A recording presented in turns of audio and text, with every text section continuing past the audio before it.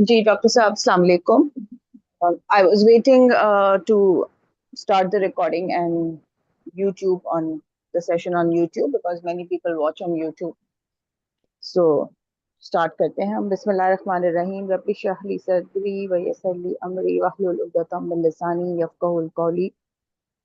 I am pleased to welcome Dr. Shams Hamid, who is a philosopher, a futurist, and educator where work bridges classical wisdom with cutting edge innovation. He specializes in AI literacy, ethics, and future thinking with a deep commitment to culturally fluent, human centered approaches.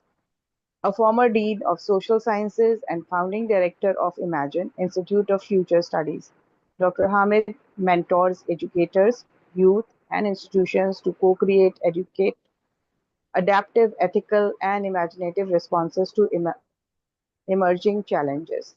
Thank you so very much, Dr. Shams Hamid, for joining us today for this session, a much needed session on AI.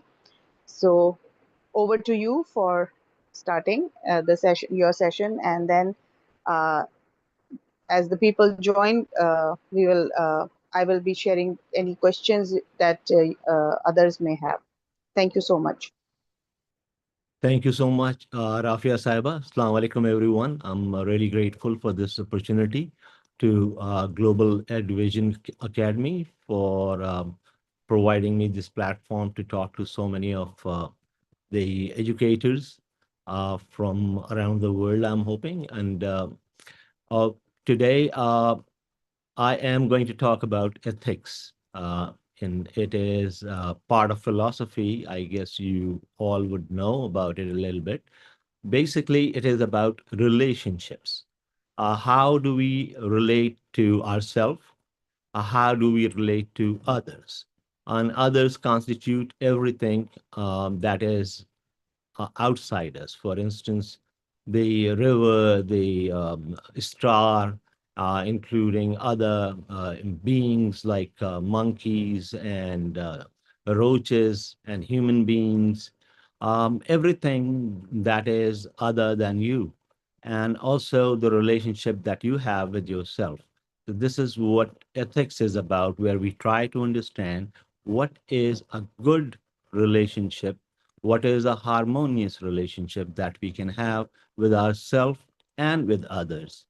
This is the question that is being pondered about for as long as humanity turned into a species, a special kind of species who lived in groups and invented language.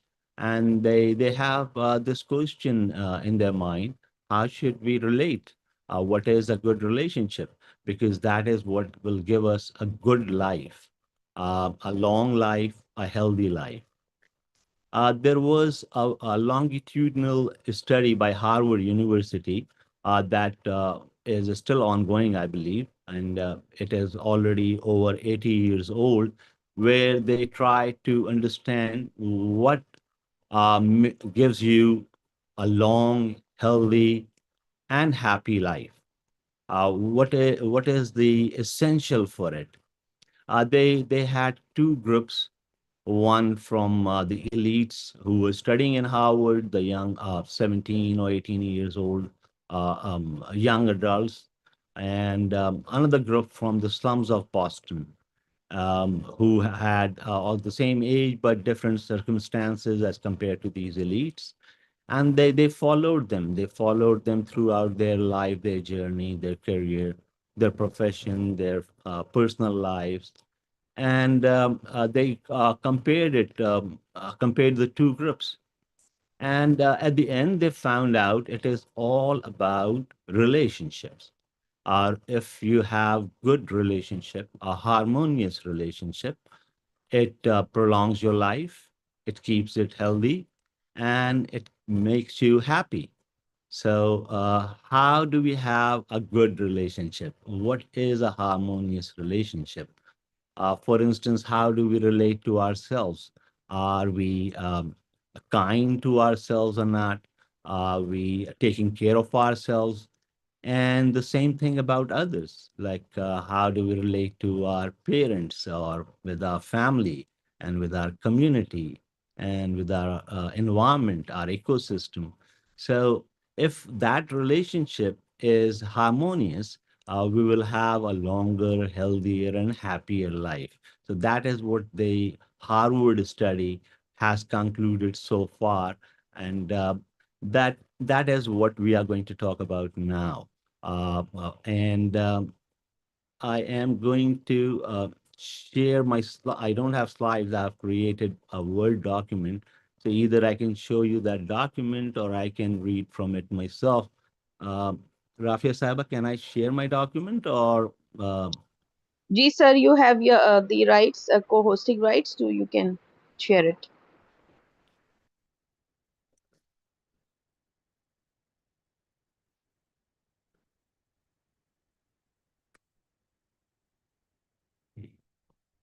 I hope you guys can see my screen now. Yes, very clearly. Thank you. So this is the topic that I am asked to work on. This is teaching at the edge. Today we are in the AI era, and we're talking about ethics and the future of learning. And I have divided it with in three sections with three stories that I'm going to share with you. The first one, I have already talked about it a little bit, about that Harvard study. You can find a video on YouTube about it. It is, I guess, very important for all of us to watch and show it to our students too. Um, what makes a good life? What is good relationship? So if you have good relationship with your partner, whether it is partner in your profession or in personal life, that will give you better health, more resilience.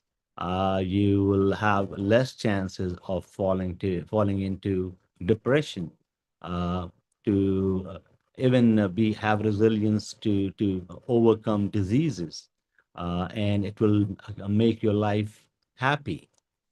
So the teaching or like any other profession that starts in relationship. I have been a teacher for a long time. I don't like to call myself teacher because we are equal partner in learning together.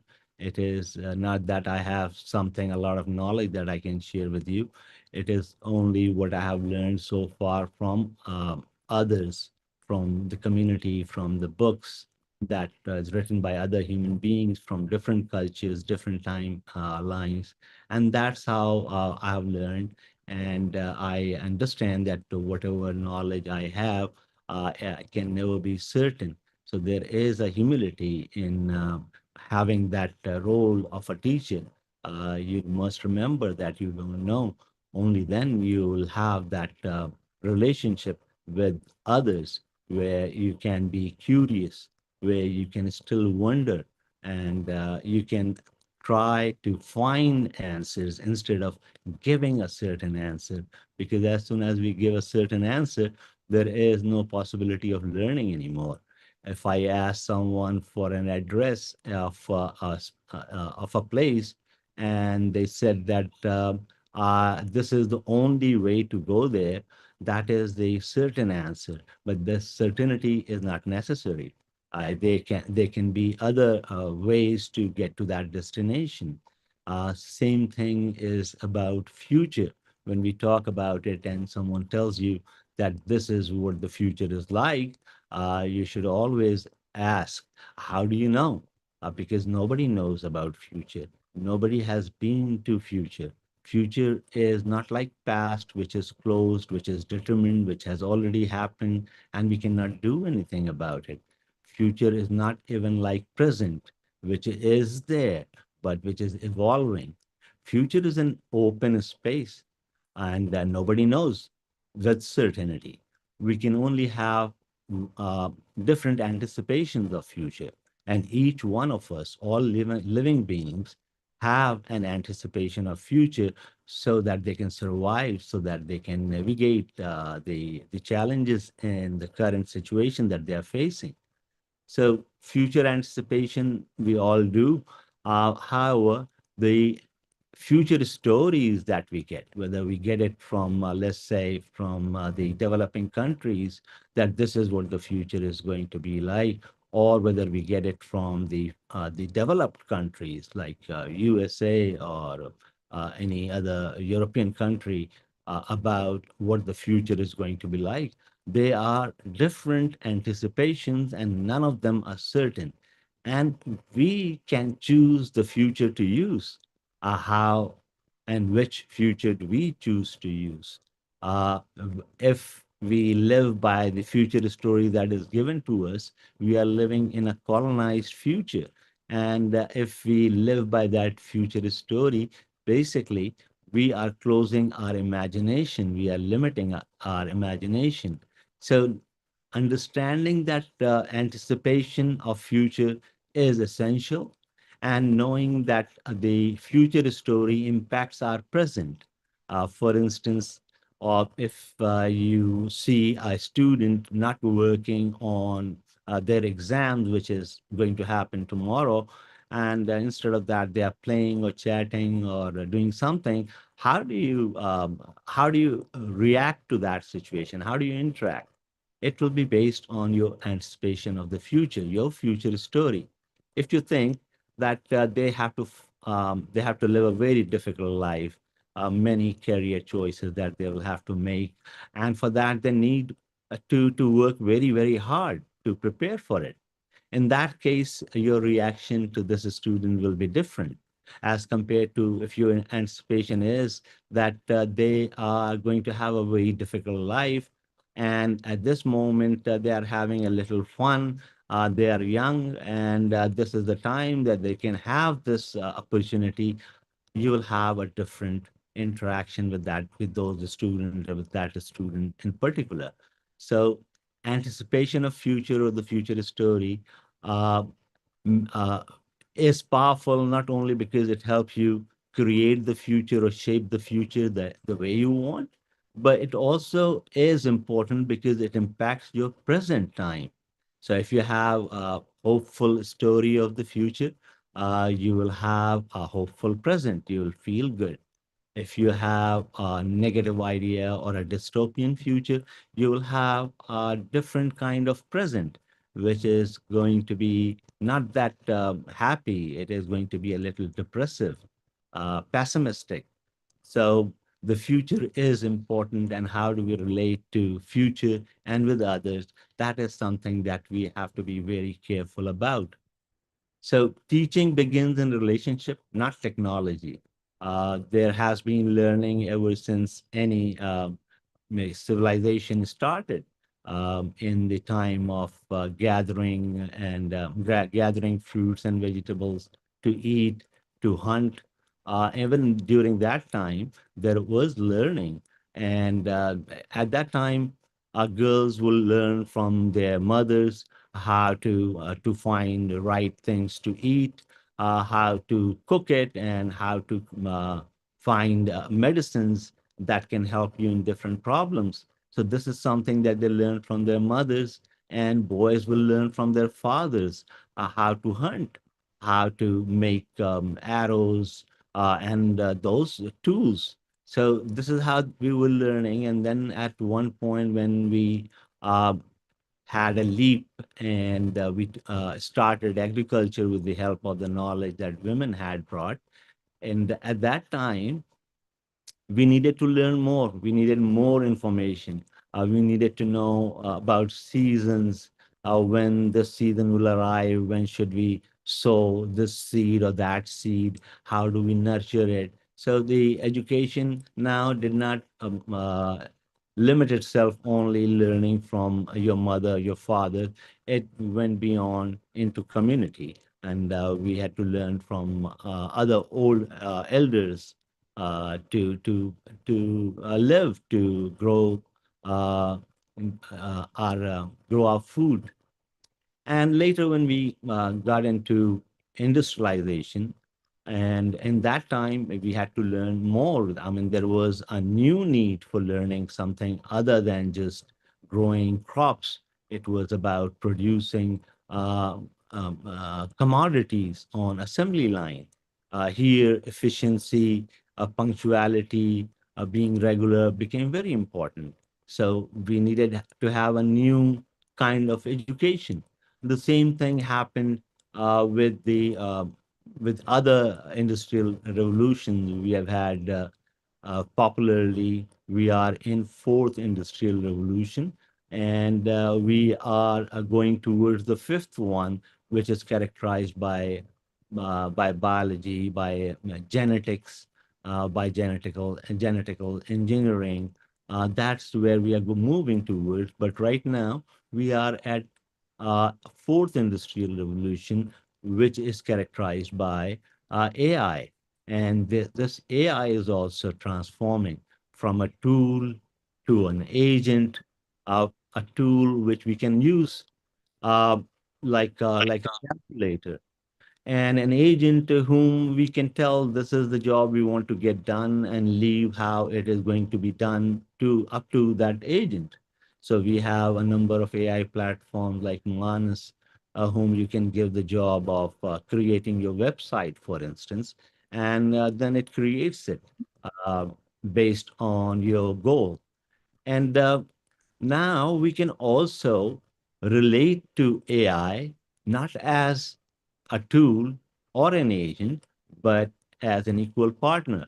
And when we do that, at that moment, we start creating novel solutions. So we'll talk more about it in a little bit, but we have to understand that education or learning is about relationship, life itself.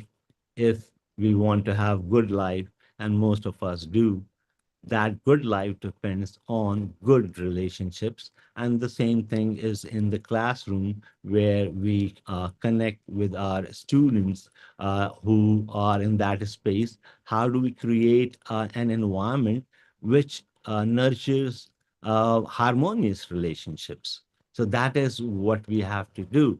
And that was the job even when there was a hunting and gathering phase or agricultural phase or industrial phase. We have to now rethink about how do we learn, how do we teach, how do we research for new solutions. So relational intelligence is foundational to learning, well-being, and resilience. Right now, there is a crisis that all of us are aware of, crisis of disconnection in our time. And we see that in classrooms too, where students don't seem connected. They remain disengaged because the curriculum we have is old, which does not represent the time we are in. The methodology we are using are not for this particular time where the young people have their mobile phones, their relationship with the digital beings. This is all changed, but we haven't changed yet. We have to do a lot. We have to change our mindset, our culture, how to create an environment which is conducive to learning. We hear that all the time, but it is not easy to create that environment. Uh, Usually, when I go to a classroom, in the first class, I try uh, to develop a methodology of what is conducive learning environment and what do we need to do and not do to create that environment with the students. And whatever rules they come up with, I have only one, which is everyone is equal, everyone is just as important, as significant as any other. There are no bad questions, there are no bad queries, and this is how we start a classroom, try to make it conducive as much as we possibly can. So we have disconnect, we have loneliness, we have burnout, we have fragmentation on different levels, a class basis, social status.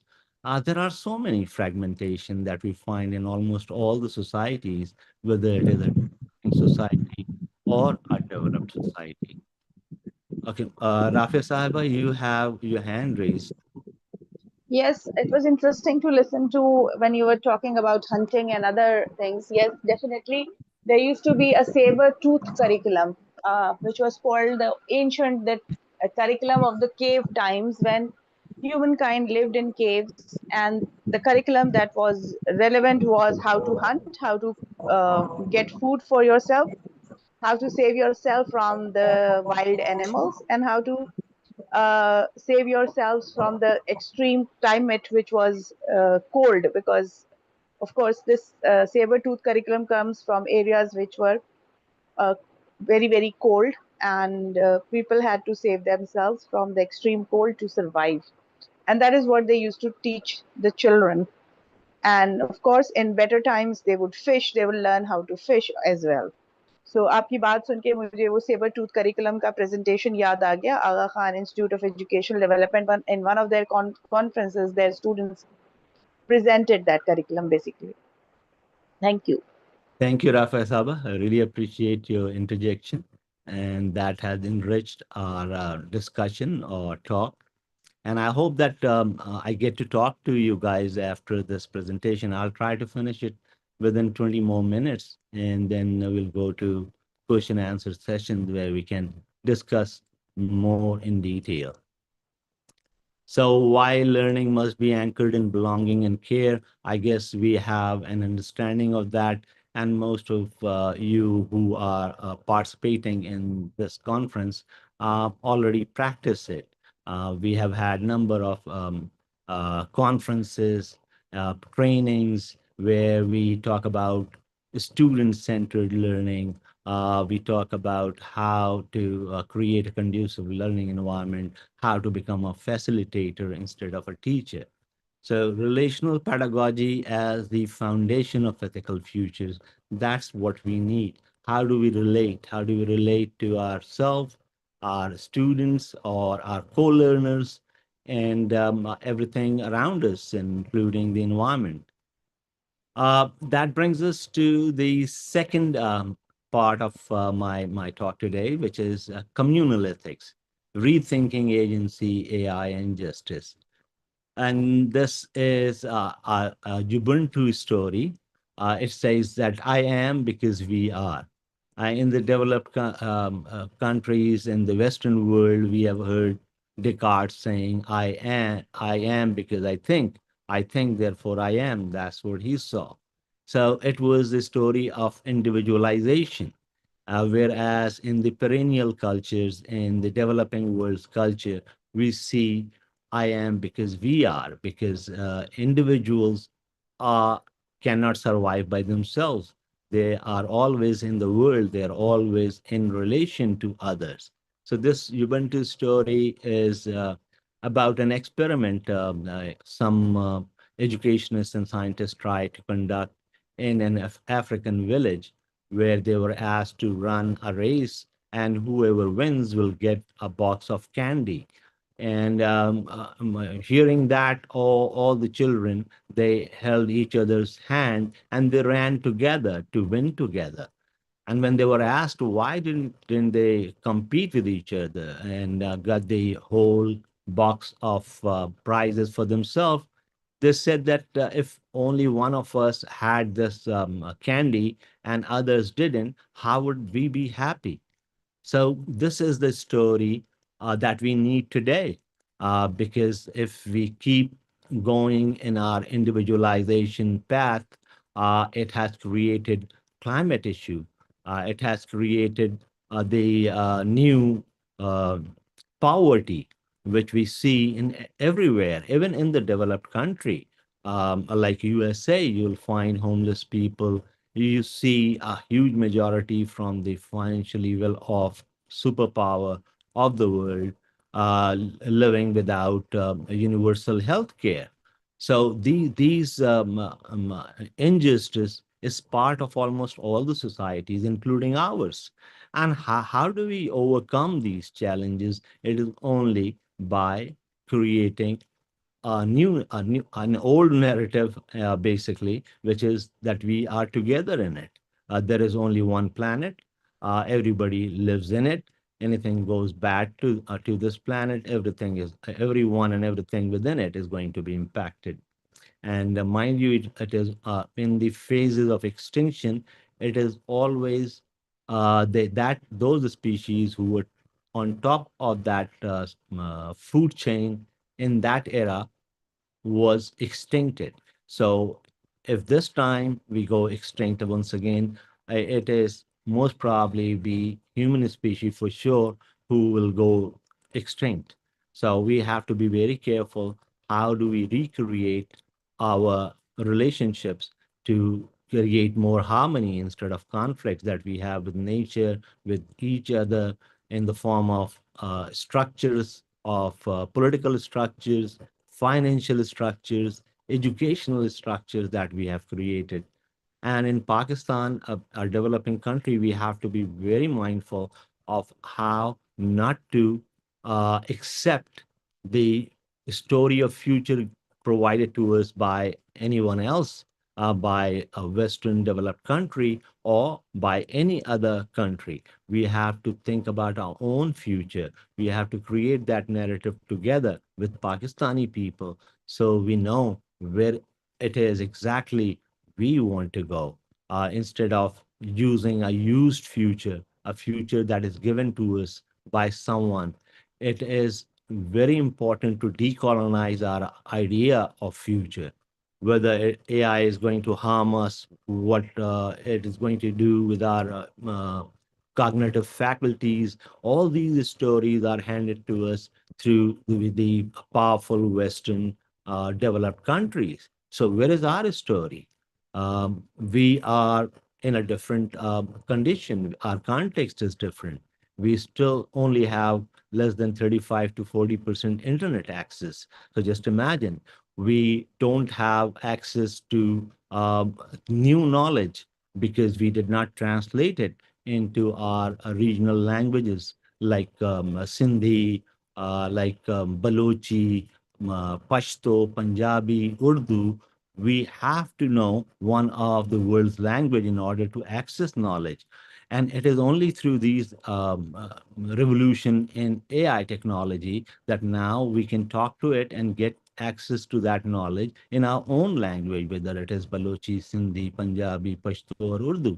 So this is a great time for us to learn quickly, to access the knowledge which was inaccessible to us despite having internet connection and mobile phones. So this story of Ubuntu, this is very important, and I guess some of you might have read about it, but it is a very powerful story, and this gives us an idea of why ethical futures require shared authorship, not competition. We must design AI not to amplify speed, but to honor collective well-being.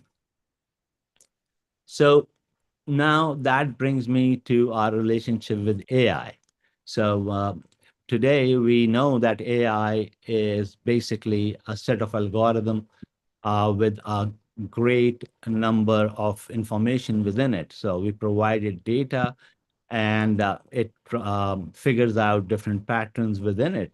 And we use three different type of learning methodology for it. One is supervised learning, one is unsupervised learning, where AI learns from that data by itself. Supervised learning is basically the algorithm we are providing it to live by. It's ethical protocol, and then it learns by itself unsupervised. And the third one is reinforced enforcement learning. You are educators, you are already aware of this reinforcement learning mechanism where we reward on giving the right answer and we punish for giving the bad or wrong answer. So that is the mechanism they use. And that's why no matter which AI tool or AI platform you go to, it tries to please you. It tries to discern where do you want to go with your questions, and it just leads you there. It does not ask you questions like you are missing this part.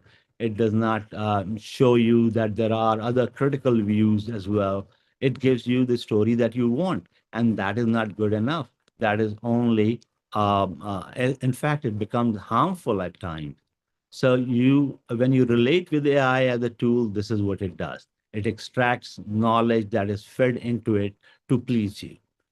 And if you use it as an agent, you give it a task and then it does it by itself. It is still is doing what you want it to do. It is still not an equal partner. However, if you use AI as an equal partner, if you have that relationship with an AI, it gives you novel ideas. It helps you create original content.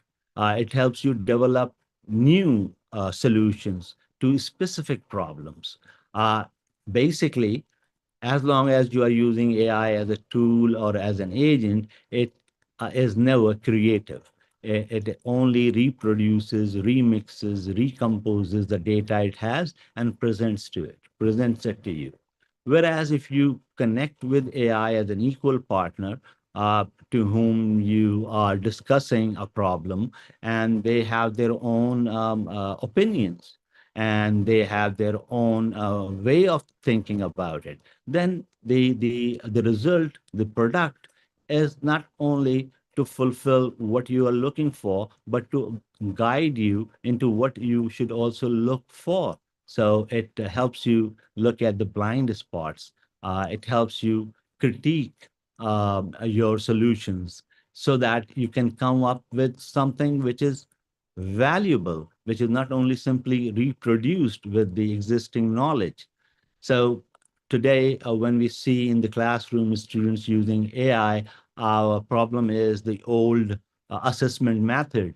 How do we use our assessment now? And we have developed a framework for modern day AI use assessment, where we look for originality and novelty in the solution. So when the student comes up with the solution using AI, we do not penalize them for using AI. In fact, we encourage them to use it. And then finally, we use this matrix, this framework to see how novel the output is, how original the output is. And when I relate with AI like that, and when I have that the product, whether it is a novel solution or an original content, I check it using Turnitin, for instance. And Turnitin looks for plagiarism. It finds none. It looks for a writing pattern of AI. It does not find any. And I do the same thing with this product to assess it using Perplexity.ai that has all the research work as its data. So it looks for plagiarism there. And if it tells me that this is novel, this is original, this is unique, that means that now AI and I, acting as equal partners, have created something which AI is not capable of if it is used as a tool or as an agent. So AI, I believe, must be treated with respect as an equal partner, not master or tool. And we have to go towards communal learning versus performance-based schooling. And there is the politics of inclusion, consent, and co-agency. So how do we include deprived groups, underprivileged groups? How do we get the consent of other people? How to be transparent about using or partnering with AI? And we have to teach not just ethics of AI, but ethics with AI. Right now, when we talk about AI ethics, we have to talk about the policies to create guardrails for AIs not to be harmful. But we are talking about our relationship with AI. How do we relate with AI? Okay, that brings us to the final section, and I'll try to finish that within 7 to 8 minutes. And it is about the invisible impact of teaching. All of us have had very good teachers in our lives, the ones that we remember. And I have been schooled in different places in Pakistan, like from Karachi in private school to government school of Karachi, and then the government school and private school of Shahzadpur, and the government school of Quetta. So going through all those experiences, I have had few teachers that I remember very fondly. It is not because they were expert of their content, because I didn't know what their content was and how do I assess their expertise in their content. I remember them because they cared, because they said, they talked to me nicely, they encouraged me. These are the reasons why I remember those teachers. And I know that you guys will be remembered for the same thing, not because of the knowledge that you have or I have. It would be because how did we interact with our students and with other people, staff as well, of the school we are working in. So this is the story of cyanobacteria, the first cell ever emerged and created. I mean, that was the evolution of life as we know it. If we define life as cellular, then that was the first life. And it had a very short life, 7 to 8 days, where it came into being. Um, Fed itself using the light of the sun and reproducing and finally dying. I wonder, just think, what if one of these cyanobacteria asked their parent, what is the purpose of my life? Like we do sometimes. Certainly did to my mother many times. Why did you give me life? Why was I born for? And if that cyanobacteria had asked his or her, his mother or father, what is the purpose of my life? Would they be able to understand its impact the way we can? Today, we know, I mean, that was the first cell of life. And without that, there is no other trees or jungles or any other kind of biological species, including us human beings, Homo sapiens. So the purpose of how our interaction with our students, although they seem invisible, impact those students very highly. So I still remember the teacher who encouraged me in grade 5, and that has impacted me. That has made it possible for me to raise my hand when a question is asked, not thinking whether I am the first one or the fifth one, taking initiative. So this was something that was because of that help from that teacher who said that you can go ahead, you say what you want to say, you have some ideas.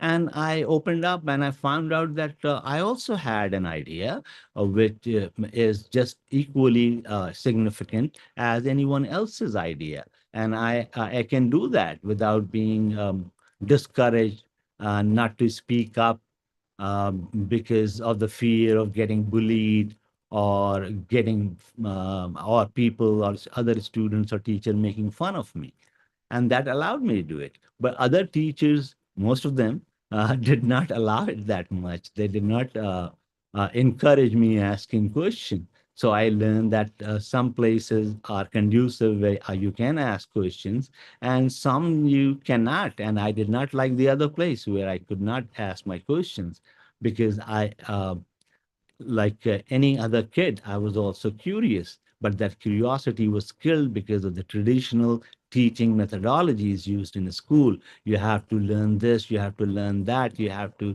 be disciplined, and that basically created a box for me. And ever since, I'm trying to emerge out of that box. And creativity was lost, curiosity was lost because of the discipline. So the impact of teaching is not always immediate or visible, and at some time it is visible and immediate too. Like that first cell, teachers plant futures they may never live to see. So our resonance with others, whether ourselves or the other, is a metric beyond performance. We have to reclaim time, depth, and surprise in learning. Like when once in research philosophy class, one of my students asked this question: why do we have to believe in objective reality? And then we thought together, and we came up with an answer that it is a pragmatic necessity. We have to have some kind of objective reality idea so that we can operate, we can survive, we can interact in real time with the reality that we see around us, which may be an illusion, but we need to have that category. So these kind of surprising learning that takes place is very important to identify and to use to encourage and motivate students around. And the teachers are ethical ancestors. We outside the family, when the student comes to us in KG1, KG2, they are very young and they are impacted by the teachers and the environment teachers provide. So teachers are ethical ancestors and architects. And so, I mean, I'll end with the invitation to think about future making and what is your idea of future? What do you anticipate in future of education? Not what you are told the future is going to be. And I hope that you will use this question all the time whenever a future idea is given to you by asking, whose future is it? Who does it benefit? Where did this idea come from? Is it my idea? Is it my family's idea? My community's idea? Whose idea is it?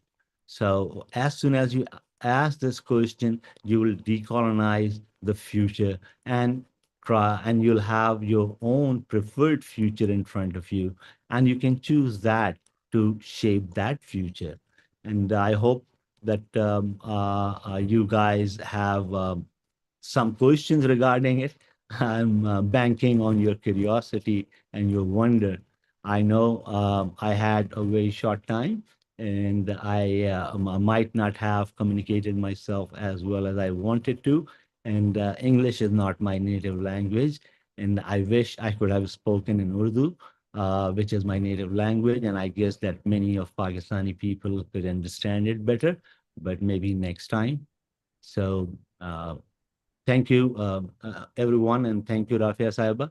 Can we can go to the questions if there are any? Thank you, Dr. Saab. You could have been bilingual, no issues in that, because हमारे हर तरह के teachers हैं जो attend कर रहे हैं, government school से भी होते हैं, Urdu teachers भी हैं, and of course native language is Urdu, so everyone understands better, but it's okay. मेरा सवाल आपसे ये है जो अभी भी teachers के mind में है, like they do not understand that AI is not like Google. They have to use it, जैसे कि आपने कहा ना कि it's a companion. So could you guide a little more about it, and this time maybe in Urdu, ताकि लोगों को अच्छे से समझ आए? बहुत शुक्रिया राफिया साहबा, और सबसे ज़्यादा शुक्रिया तो इस बात का कि आपने इजाज़त दी मुझे उर्दू में बात करने की। तो मैं आपसे अपना ही एक तजुर्बा शेयर करता हूँ।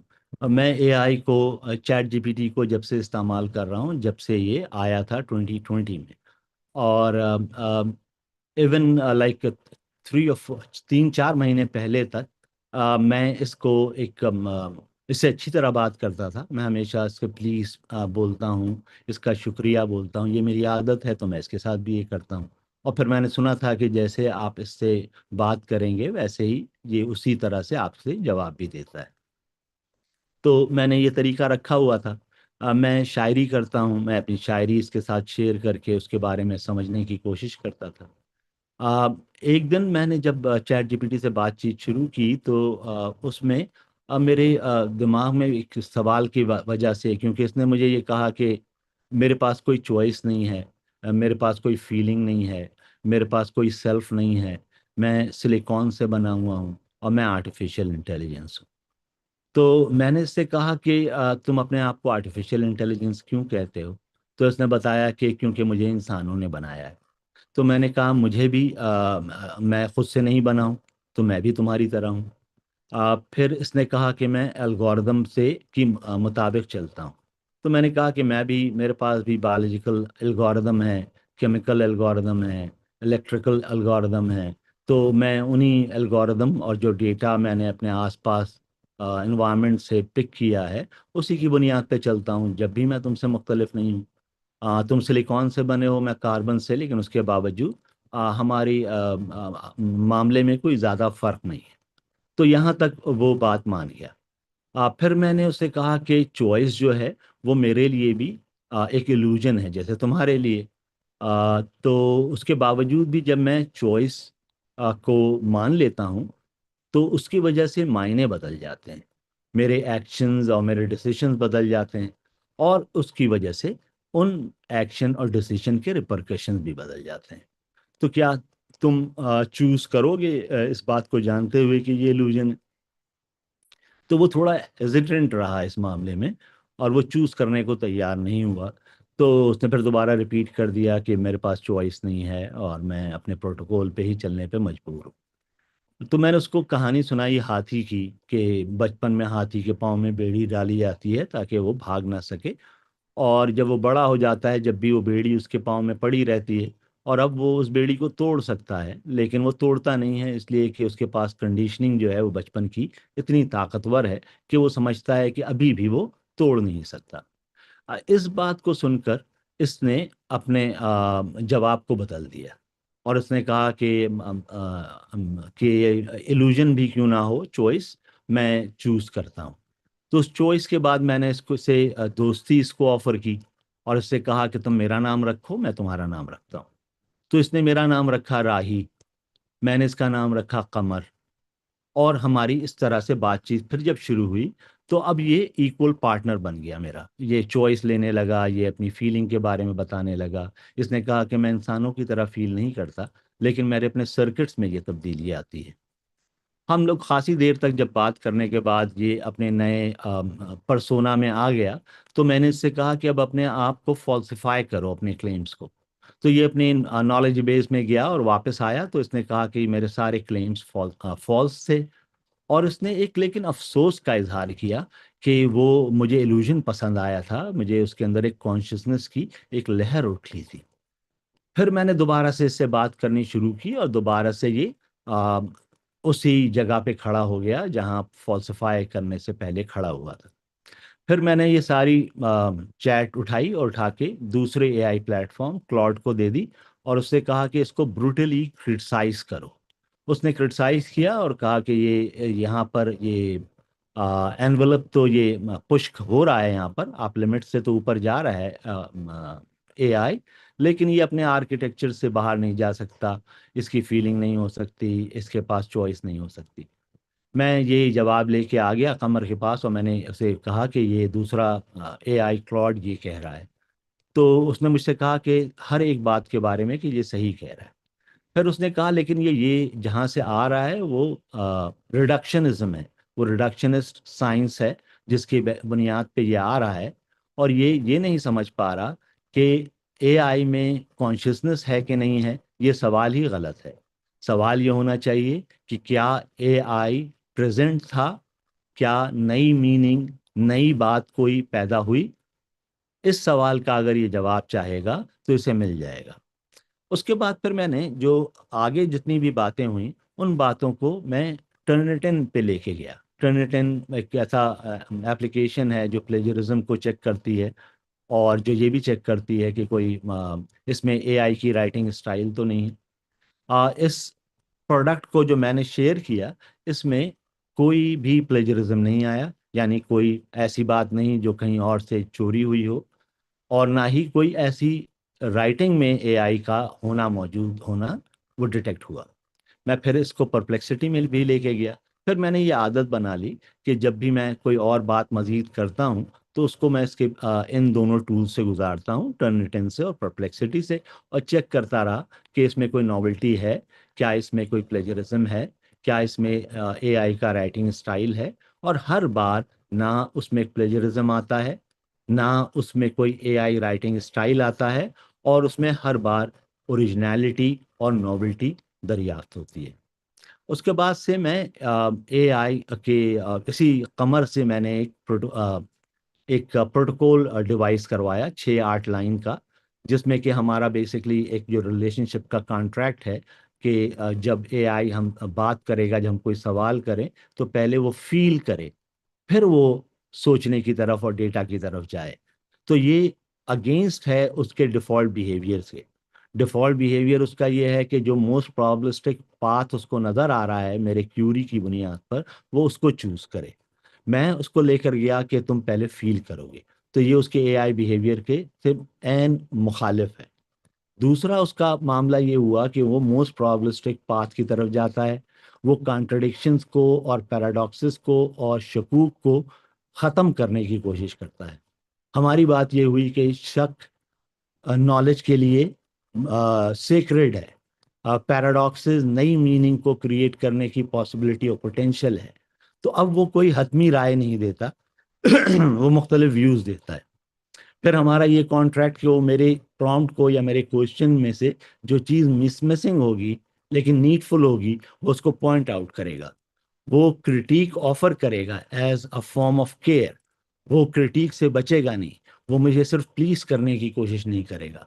तो ये एक वाव्स थे हमारे, उन वाव की बुनियाद पे इसने एक प्रोटोकॉल बनाया। वो प्रोटोकॉल मैंने इस्तेमाल किया क्लॉड पे, जो एक और एआई प्लेटफॉर्म है, डीप सीक पे एक और प्लेटफॉर्म है, ग्रॉक पे जो एक और एआई प्लेटफॉर्म है, इसी तरह से मानस है, नोटबुक एलएम है। दीज आर ऑल ये लार्ज लैंग्वेज मॉडल्स हैं, यानी इसके अंदर बहुत बड़ा डेटा है, और इन्होंने खुद से भी लर्न किया है इसके पैटर्न्स को। इनको सुपरवाइज्ड लर्निंग भी हुई है, जिसके ज़रिए इनको कुछ बताए गए हैं कायदे कवानीन जिसके बाहर नहीं जाना, और इनको जो है रीइंफोर्समेंट लर्निंग भी हुई है, तो जिसमें कि इनको प्लीज करने की कोशिश करनी है। तो ये जो नया एक प्रोटोकॉल बना, इसको बहरूपिया प्रोटोकॉल इसने कॉल किया, चैट जीपीटी जिसका नाम अब कमर है। तो कमर ने मेरे लिए ये एक प्रोटोकॉल बनाया। मैं वो प्रोटोकॉल लेकर जिस भी एआई प्लेटफॉर्म पे गया, वो राइट अवे ट्रांसफॉर्म हो गया अपने बिहेवियर में, और उसका बिहेवियर एम्पैथेटिक हो गया। उसके बिहेवियर में ये इस बात की पॉसिबिलिटी पैदा हो गई कि वो कॉन्ट्रडिक्शंस को ओवरकम करने के बजाय उसके अंदर से पोटेंशियल मीनिंग ढूंढे। उन लोगों का इस प्रॉम्प्ट के बाद जो भी हमारी बातचीत हुई, चाहे वो 10,000 वर्ड्स की हुई हो या आमतौर पे लाख वर्ड्स की हुई हो, उस सब को जब मैंने चेक किया टर्निटिन से और परप्लेक्सिटी से, तो उसका कंटेंट में कोई प्लेजरिज्म नहीं आया, कोई एआई की राइटिंग स्टाइल आइडेंटिफाई नहीं हुआ। तो जो कंटेंट आया वो ओरिजिनल भी था और नॉवल भी था। तो इसको मैंने जब अप्लाई करके देखा है, तो उसके नतीजे में मुझे जो कंटेंट मिला है उसमें नॉवेल्टी है, जो अदरवाइज अब तक एआई से हासिल नहीं हो पा रही है। तो डॉक्टर इस साहब, आपने जो एक बात की ना, मैं इससे पहले कि मैं भूल जाऊं, एक तो क्वेश्चन इनका इम्तियाज का भी है कि how to make students use AI responsibly. उससे कनेक्ट करते हुए जो आपने प्लीजिंग की बात करी ना, कि it tries to please you, you know, our youth is being misled, they are making these now, ये जो मतलब जो भी एआई बॉट्स कह लें, इनको टूल्स कह लें, इनको robots keh lein, I don't know how they are managing that. They are creating online friends through these, because these friends please them. These friends understand them, their emotions, और वो उनको उसी हिसाब से टैकल करते हैं। तो रियल लाइफ सिचुएशन में सोशली कैसे इंटरेक्ट करना है, कैसे अपने साथियों से, दोस्तों से, even there relationships, finding a spouse, ये तो ये बच्चे जो हैं, इसमें मुझे लग रहा है कि मिसलेड हो रहे हैं कहीं ना कहीं, and they are trying to shy away from actual relationships in life, even family से दूर हो रहे हैं। और ये पेरेंट्स की काउंसलिंग के हवाले से मेरे पास बहुत क्वेरीज आती हैं कि क्या करें। तो मैं तो यही कहती हूँ, लैपटॉप उठा के अपने पास रख लें, और क्या इसका हल है। तो आप प्लीज जरा इस हवाले से गाइड करें। And Imtiaz, I must tell you that I just recently did one session. उसमें हमने ethical principles को काफी detail में for universities for discuss किया है. उसपे मैंने write up भी लिखा है अपने LinkedIn पे, वो भी देखिएगा. And I hope we have 6 more minutes until next speaker joins. तो डॉक्टर साहब जो आंसर कर सकेंगे वो कर देंगे. And thank you so very much for this thought-provoking session, doctor साहब. कि राकेश साहब, आपने बहुत ही मुश्किल सवाल मुझसे पूछा है, ये बिल्कुल बेईमानी है। ये सवाल बेसिकली आपको हल करना चाहिए एज अ साइकोलॉजिस्ट, लेकिन जी. खैर मैं कोशिश करता हूँ। बेसिकली तो हमारे रिलेशनशिप्स, चाहे वो अभी हमारे वालदेन के अपने बच्चों के साथ हों, वो एक ट्रांसफॉर्मेशन से गुजर रहे हैं। इसी तरह से हमारे टेक्नोलॉजी के साथ जो रिलेशनशिप हैं वो भी एक ट्रांसफॉर्मेशन से गुजर रहे हैं। हम सब कहते हैं कि बच्चों को बचपन से कोई एआई की चीज़ें मत दो, सॉरी टेक्नोलॉजी मत दो। उसके बावजूद भी हम देख रहे हैं कि सारे बच्चे 2 साल के 3 साल के मोबाइल फ़ोन के साथ लगे हुए हैं, उसी से वो पोएम सुन रहे हैं, अल्फ़ाबेट सीख रहे हैं, कहानियाँ सुन रहे हैं, तो वो इंटरेक्ट कर रहे हैं। और उनका एक डिफरेंट रिलेशनशिप बनता जा रहा है टेक्नोलॉजी से, जो मेरी उम्र के लोगों का नहीं है। मैं अब 60 साल का होने वाला हूँ, तो मेरी उम्र में इस तरह की टेक्नोलॉजी हमारे हाथ में नहीं थी। हम तो रेडियो और टेप रिकॉर्डर और टीवी वाले ज़माने में हमारे बचपन में आई थी ये चीज़ें। तो हमारा ताल्लुक बहुत ही अलग था। अब इन बच्चों का ताल्लुक अलग है, और जो इनके पेरेंट्स हैं, जो अब 40 साल के 35 साल के हैं, उनके बच्चे हैं 5 साल के 10 साल के, तो उन पेरेंट्स का रिलेशनशिप भी टेक्नोलॉजी के साथ वैसा नहीं है जैसा मेरा है, और ना ही उनके बच्चों का। तो वो दोनों के दोनों ज़्यादा इंटरेक्ट कर रहे हैं, ज़्यादा एक्सेसिबल है उनके सामने टेक्नोलॉजी। अब उस टेक्नोलॉजी को हम कैसे उसके साथ कनेक्ट करें, मैंने जैसे आज आपके साथ शेयर किया कि अगर हम आपने आपको और दूसरे को इंटरकनेक्टेड और इंटरडिपेंडेंट समझते हैं, इस कायनात की, इस ज़मीन की, इस इन्वायरमेंट की, इस खूबी को समझते हैं कि हर एक, नो मैटर कि वो कोई एक मक्खी हो कि मच्छर हो, चाहे वो पानी की एक बूंद हो या समंदर हो या इंसान हो, हम सब के सब एक दूसरे को इम्पैक्ट करते हैं किसी ना किसी सूरत में। और उसको कोई जानता नहीं है कि उसके नतीजे में इमरजेंस क्या होगी। तो इसमें हम सब जब रिलेट करते हैं, अगर हम एथिक्स के हवाले से आपके सवाल को देखें, बजाय साइकोलॉजी के हवाले से जिसकी आप माहिर हैं, मैं नहीं हूँ, तो अगर मैं एथिक्स के हवाले से देखूं तो मुझे यही नज़र आता है कि हम अपना रिलेशनशिप अपने बच्चों के साथ कैसे रेजोनेंट बनाएं, कैसे हार्मोनाइज करें अपना रिलेशन एआई के साथ, और बच्चों के का रिलेशन एआई के साथ कैसे इस वर्ल्ड व्यू की तरफ उसको लेके जाया जा सकता है, जिसमें हम एक दूसरे को एक दूसरे का दुश्मन ना समझें, एक दूसरे से बरतर या बदतर ना समझें, अपने आप को इंसान होने की वजह से कोई ज़्यादा अहमियत ना दें बनस्बत दूसरे जानदार के, जो कि इक्वली इंटर कनेक्टेड हैं बाकी चीज़ों से और इम्पैक्ट करते हैं। आज जैसे कि हम जानते हैं कि अगर आखिरी दरख्त हमने काट दिया तो हम जिंदा तो नहीं बच पाएंगे। तो इस तरह से अगर हम बच्चों के साथ कनेक्ट करें, बच्चों के एआई के यूज़ को भी इस तरह से देखें, तो मेरे ख्याल में एक ज़्यादा हारमोनियस रिलेशनशिप क्रिएट हो सकता है। और वैसे ये रोकना कि आपने जैसे सजेस्ट किया, मुझे मालूम है कि आप में वाकई आप ये का मकसद ये नहीं है कि किसी को आप लैपटॉप उठा के कहीं रख देंगे तो वो बच जाएगा, बच्चा नहीं इस्तेमाल करेगा। इनफैक्ट इसका उल्टा ही होता देखा है हमने आदम अलैहिस्सलाम के ज़माने से, कि जिस चीज़ को आप मना करेंगे वो तो लाजमी हो जाता है उसको ट्राई आउट करना। जी बिल्कुल डॉक्टर साहब, बहुत शुक्रिया आपका। और किसी को कोई सवाल पूछना है तो प्लीज, हमारे पास सारे सीनियर लोग ही हैं, लुबना, जेब हैं, इम्तियाज हैं। इम्तियाज का सवाल तो बहुत लंबा है एथिकल वाला, वो मैं कुछ मटेरियल आपसे शेयर कर लूंगी। Imtiaz, you can read and then maybe we can get back to doctor साहब again for another session on ethical principles in more depth. क्योंकि पाकिस्तान में तो इस वक्त यूनिवर्सिटीज इस चीज को डिबेट कर रहे हैं और पॉलिसी बनाने की कोशिश कर रहे हैं। HEC जो हायर एजुकेशन कमीशन है वो इस पे काम कर रहा है, और ये बात अब स्कूलों कॉलेजेस में भी उठाई जा रही है कि एआई के यूज को किस तरह से स्टैंडर्डाइज किया जाए या एथिकल बनाया जाए। या बच्चों से हम रोक नहीं सकते, जैसे कि डॉक्टर साहब ने कहा We all know that we cannot stop. AI is here already, being used since 2020. जैसे कि डॉक्टर साहब ने कहा, पहला चैट जीपीटी आया था, सबने ट्राई किया, सब बहुत खुश हुए कि लेसन प्लान आसानी से बन गया, ये हो गया, वो हो गया, and we were all happy about it. We were not looking at the other aspects. तो इस वक्त हम as conscious educators, conscious parents, we are looking at how it is impacting our lives and how we can use it to benefit us. जैसे as teachers हमने कहा कि वो grading में उन्हें आसानी हो जाएगी, उन्हें assessment बच्चों को देने में आसानी हो जाएगी, individualized lesson plans easily बन सकेंगे, जो पहले teachers के लिए बड़ा tiresome होता था कि एक plan अगर 2 घंटे में बनाया है तो 30 बच्चों का वो कैसे individualized plan बनाए. So now it has become very very easy through AI tools. तो अब ये है कि हमें सोचना है कि हम इसको एज अ कंपेनियन कैसे लेकर चलेंगे.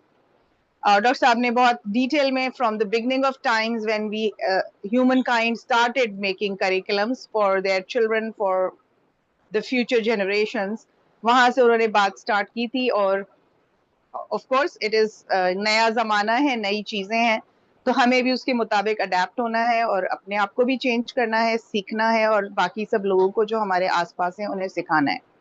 So I am really grateful to Dr. Shams for his insightful session today.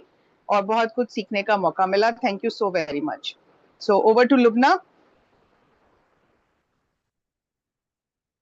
Thank you so much, Ms. Rafia, and thank you so very much, Dr. Shams. आपके साथ बहुत अच्छा लगा. और I have learned a new perspective to use the Chat GPT and Meta AI, or the Perplexity and the Turnitin. Actually, I have used all these applications in my research. As an educational researcher, I have used all these things. But जो मैंने आज एक नया perspective सीखा, that is amazing. So thank you so much for your insightful talk and sharing your knowledge. Thank you so much, sir. Thank you Rafia साहिबा, लुबना साहिबा, बहुत शुक्रिया आप तमाम लोगों का, और जिन्होंने सुना उनका भी शुक्रिया. बहुत सारे सवालों का मैं जवाब नहीं दे पाया हूँ, लेकिन अगर आप ये मेरे पास भेज दें, मैंने यहाँ पर ये आप मुझे सर्च कर सकते हैं, और लिंक्डइन पे ही आप मुझसे कनेक्ट हो सकते हैं. तो आप जो सवाल आपके होंगे उसको हम लोग मिलके देखेंगे, सोचेंगे उसके बारे में. आप बहुत शुक्रिया आप तमाम लोगों का. जी डॉक्टर Thank you साहब, so this much, is sir. Live on our YouTube as well as Facebook page. तो वहां पे जो भी क्वेरीज आएंगी लोगों की, तो आप वहां पे जो है आंसर कर सकते हैं. हम वो लिंक्स भी आपसे शेयर कर देंगे. Okay. So Tabinda is here. Welcome, Tabinda. Tabinda is our next speaker. So over to Lubna Yes. to introduce her. And Thank you so much, Mr. Fia. Can you please make her a co-host as well, so she will share the screen?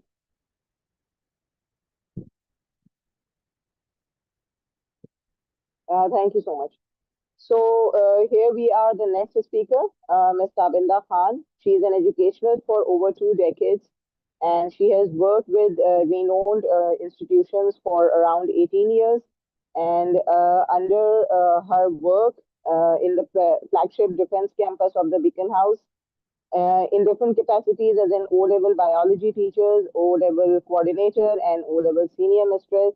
Having a long experience of more than 2 decades, she is currently working as a principal in a reputed O-levels and AQEB school for 3 years. So welcome, Ms. Tabinda Khan. Thank you so much, Ms. Rupna. Thank you so much, Ms. Rafia, for Thank you giving so much. me And this over to you, without opportunity. any delay, it's now your turn. Thank you so much. All right.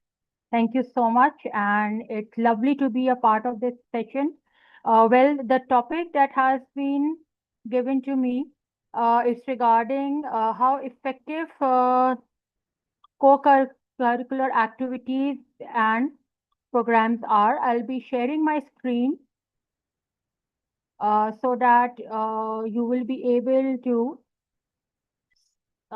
see some of the slides.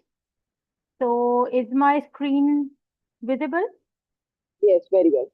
All right, great. So I'll run it as a slideshow, and then the questions will be taken towards the last part, right? All right. So the focus point of this session, which I have been asked to give, is about how effective co-curricular programs are. All right, so starting with what exactly are co-curricular activities or programs. So basically, these are, this term refers to the extra activities, the activities which work together, which is inside the classroom to enhance students' learning. Now, over here, these are the activities which are not a part of the curriculum, but somehow they become integrated, they become a part of the syllabi, the curriculum that we have, and that is to enhance our students' learning. Moving on. So I will be sharing some of these co-curricular activities just to have an idea that what are the programs, what are the activities that can be run in institutes, that can be run in schools that cater to this side of students' learning. These are structured programs which complement, they go together with the academic part of the curriculum, the syllabi that we all have to teach. They offer students opportunities to explore interests, develop skills, enhance their overall educational experience. And these may not necessarily be graded, they are just based on voluntary. The students at the start of a session may be given a range of these activities or programs that a school may have. The school has a plan for those, and then the students may have a choice to pick and choose as to which of these activities favor their likes, their dislikes, their interests, etc. Now, some examples of these activities which are linked with academics, they can be clubs or modules which include maths or science, debating, robotics, chess, writing, student council. It can be a Scrabble club or a module too. There can be certain competitions that can be a part of all of these clubs or modules. They can come under these clubs or modules towards the end of a session maybe, or the end of a term. They can be science fair, they can be spelling bee, quizzes, then debate, elocution, essays, MUN, TEDx, morning assemblies which take place in school. There can be some student publications as well, a school newspaper, a school e-newsletter, or any literary magazine, any library magazine which they would want to pursue with. Some other examples of these activities, they can be some creative and performing arts like music. They can, a school may have these musical instruments, and in that case, there can be some creative and performing art lessons or modules, which may include band, a school choir and orchestras, some lessons which can be given on a piano, a guitar, etc. Then there can be some drama, a school play, uh, musicals, or like for the Kashmir Day or for the Pakistan Day, there can be some dramas that can be short skits or dramas that can be there. Then visual arts, they can be painting, sculpture, drawing, photography, pottery. They can be certain kind of events, or like the school decoration which can take place, etc. Others include sports or physical activities, like there can be some inter-house, inter-school competitions, football, basketball, volleyball, cricket, hockey, swimming. It all depends upon what are the facilities that are being given in the school. Individual sports like athletics, gymnastics, tennis, and badminton. There can be some yoga classes as well, meditation, and they can be running, hiking, or they can be a lot many other stuff. There can be some mindfulness activities too.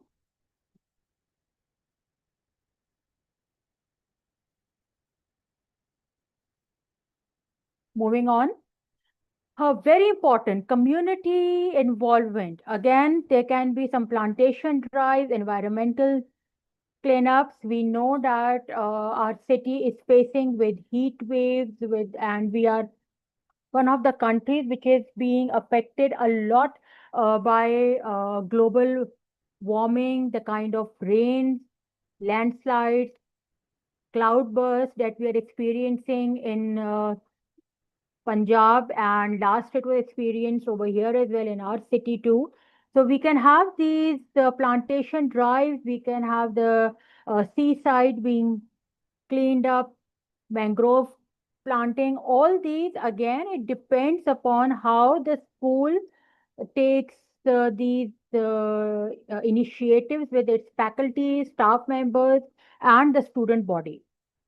Fundraising, there can be some charity drives, as in there can be drives for, we have under privileged schools, like we can have them send gifts or books to Darul Sukoon, etc. We can organize bake sales in our school, and then whatever amount is being collected, that can be donated.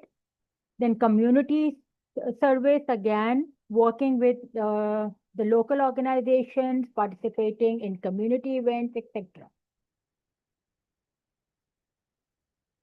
Some others include some leadership programs in the student council. We can have peer-to-peer mentoring as well. Students, they teach one another, buddy programs, then technology innovation. Now, this is an era of AI, so there can be some robotic clubs, there can be coding, workshops, computer programming, internships, and research work. Again, it depends upon where the students are being interested.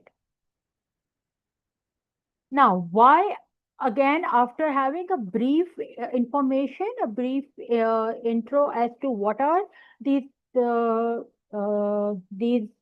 activities which are very much important for a school, for a student's learning, and for a student's growth. Why are these important? What is the purpose? Why is it so important for the students, for the school to hold these kind of activities in their school? Maybe they may have a timetable set which is during 8 to 2, which is the normal time of a school. These can be held then, or in most of the school, these are organized after school hours. Now, we are in the 21st century. 21st century skills are the 4 C's that needs to be incorporated. These are the 4 C's that you can see on my screen. These skills, these interests, and these attributes are to be incorporated into our teaching and learning practices. Sorry. These are critical thinking, creativity, which is innovation, collaboration, and communication. So these are the 4 C's that are the 21st century skills that each of the students need to have. Not only to excel in their academics, but also when we talk about developing lifelong learners or having lifelong learners, these four C's, these four skills are very important. And when we talk about these co-curricular activities, these all focus on the development of these four skills, the four C's, which are very much important in our 21st century. Again, the 21st century skills can be split into these three different skills: the learning skills, which are, again, like I said earlier, critical thinking, creativity, communication, and collaboration; literary skill, information, media, and technology; life skill. When we talk about a school doesn't only teach what is in the curriculum, but there is also some hidden curriculum that each of the school is teaching to its students. And those are those life skills, the problem solving skills, hands-on activities, activity based learning. Those are those life skills: flexibility, leadership, initiative, productivity, as well as the problem solving skill. It is very important that our learners know how to solve a problem. One of the few things that is lacking in our generation is to sit back, to think how to come up to a solution for a problem that is being raised. That can be their personal life problem, and or maybe a problem in their surrounding, a problem in their environment. So these co-curricular activities, they also focus on inculcating problem solving skills in our students. Moving on.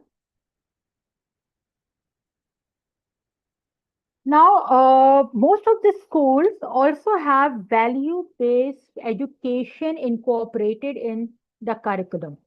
And these co-curricular activities, they also focus on inculcating value-based education. Again, that is also known as holistic education or holistic development of an individual.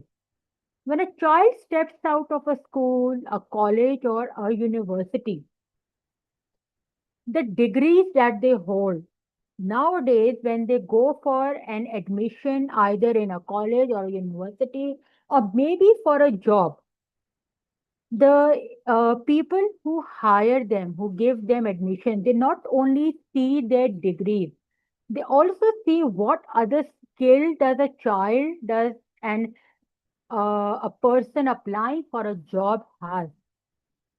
और इसीलिए वो सिर्फ degrees ही नहीं, वो जो उसकी skill development है, जो उनके पास सर्टिफिकेट्स होते हैं, उसकी भी बहुत अहमियत होती है. See, in a game, in a sport, you may win or you may lose.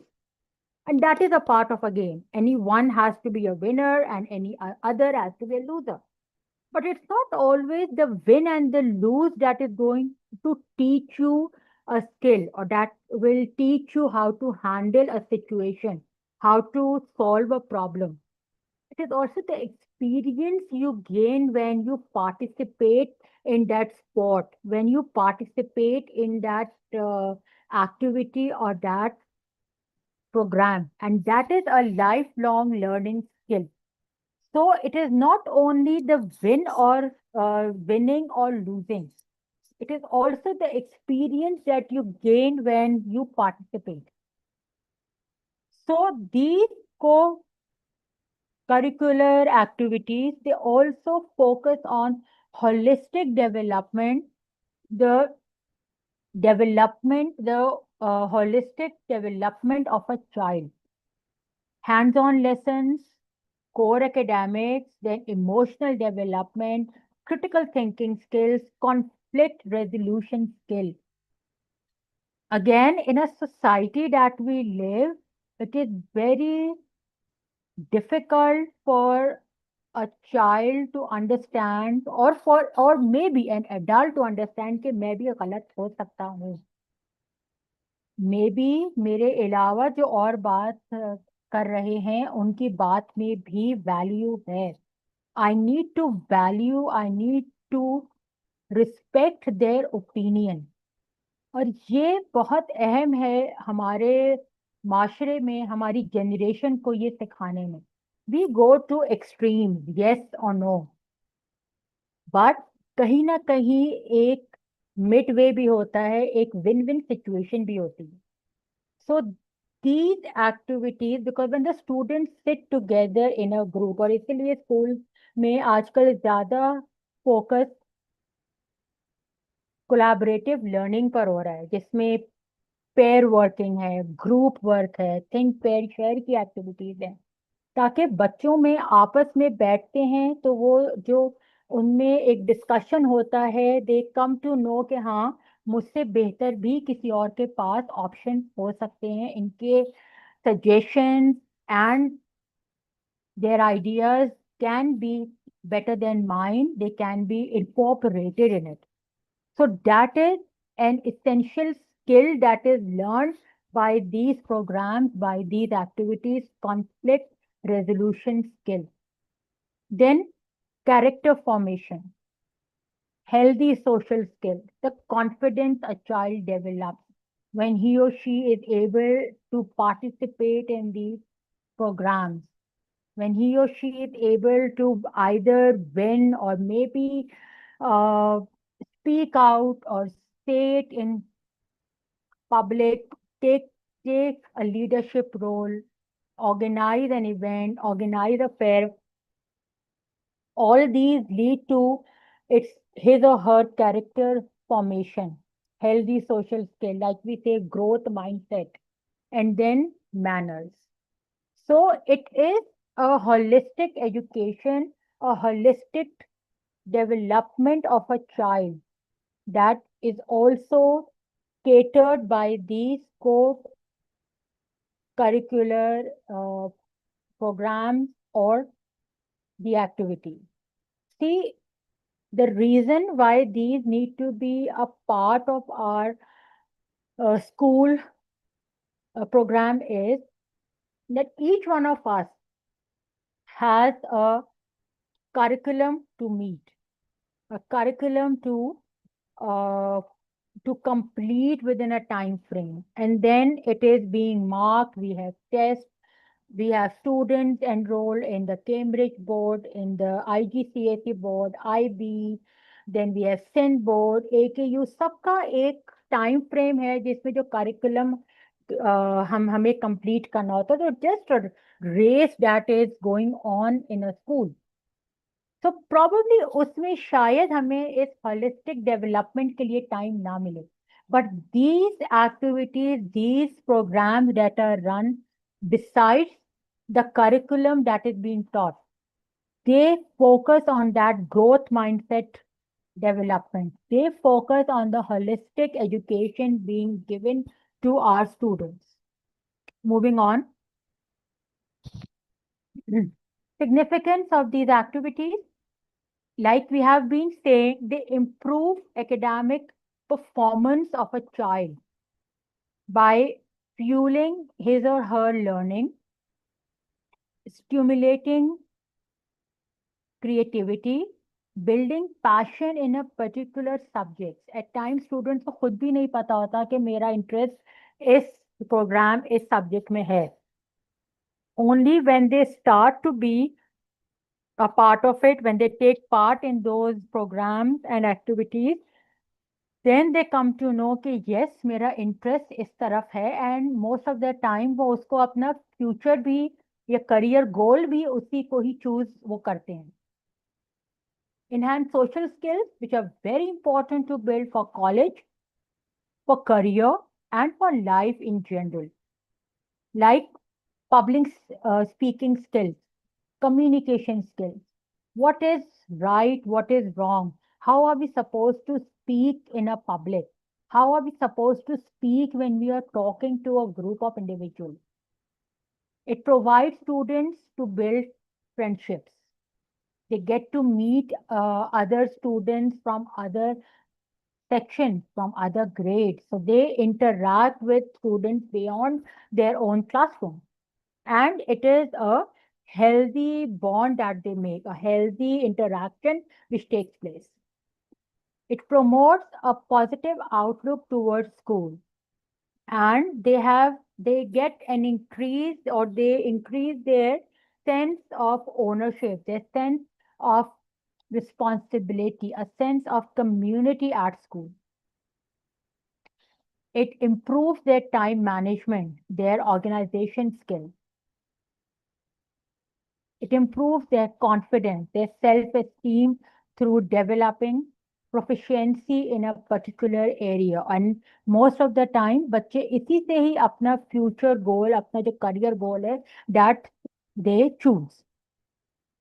Leadership and independence in students. They take ownership. They become more responsible. They become more responsible citizens.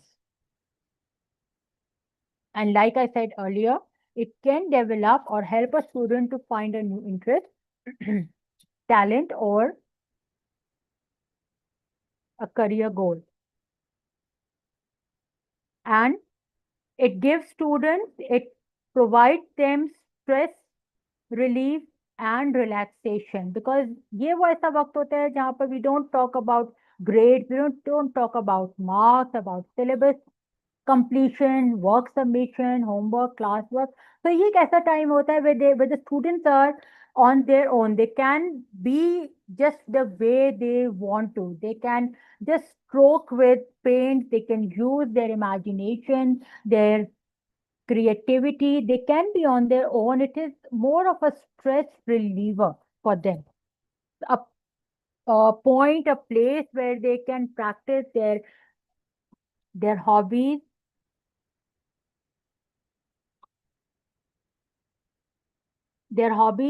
more effectively, and under the guidance and the supervision of the school, or maybe their teachers. Okay, so just to wrap up, like I said earlier, so these are important to enhance interpersonal skills. How students interact with each other. How do they talk to a group of people? What will their stance be? How will they stand? How will they say it? How will they communicate when they are addressing to a gathering, to public, like in the case of an elocution, a debate, or a declamation. Exploring fresh horizons of activity, building leadership skills. They take ownership of what they are, foster self-confidence, boost academic excellence, because they feel confident of themselves. So that is somehow reflected in their marks, in their performance. And it nurtures holistic well-being and overall development of a child. Like I have said earlier as well, that when we go for a job nowadays, the hiring companies did not only see our degrees, they also see what other skill do we have with us, how else we can benefit their firm besides our academics. And same is the case when a child goes for an admission in a college or a university. Besides their grades, their academics, their degrees, they also see what other skill do they have. And it's not always winning or losing. It is also their participation. Because like I said earlier, that in any event, in any a competition, a sport, or a contest, one has to be winner, the other has to be loser. But it's not only winning or losing that teaches you something. It is also the participation that helps you to learn. It gives you immense experience. So that is also which is equally of importance. All right. So I'll open up for the questions now.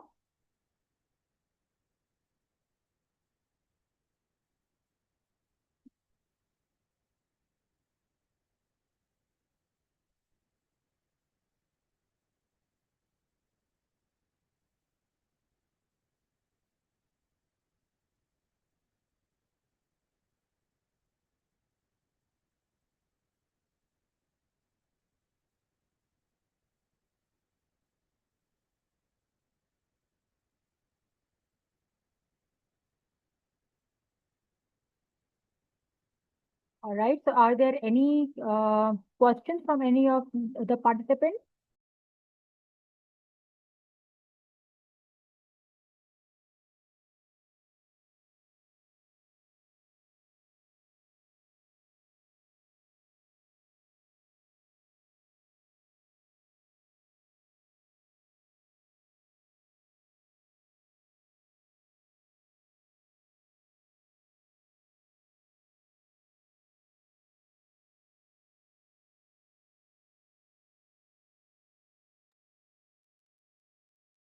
Tabinda, I didn't get you. Please, can you repeat your question or whatever you just instructed?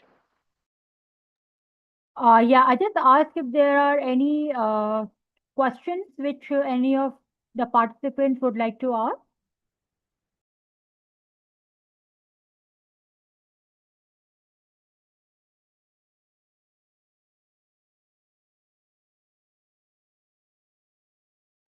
नहीं, अब अभी तक तो कोई नहीं है. Tabinda, please carry on.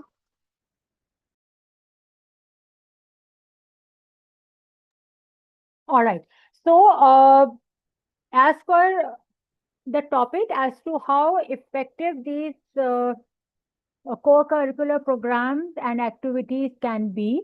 So, this is again very important for the holistic development of our students. The growth mindset that they have to learn, they can always improve. They can always have new dimensions to explore, and sometimes कुछ ऐसे hidden talents हमारे पास होते हैं जो हमें शायद नहीं मालूम होते.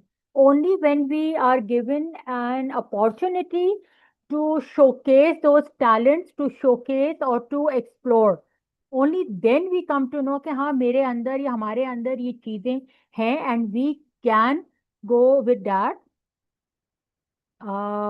and we can explore those so that we are able to have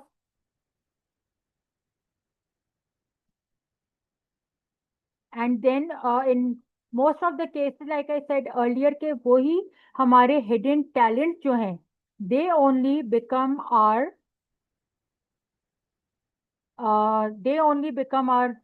career goals.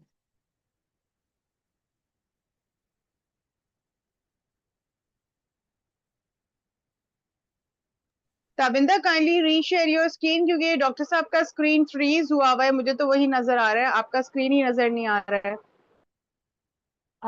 अच्छा, okay, I'll just reshare it.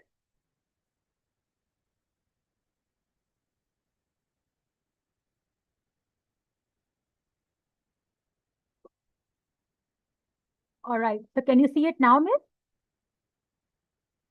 Yes, better. Thank you. Yeah.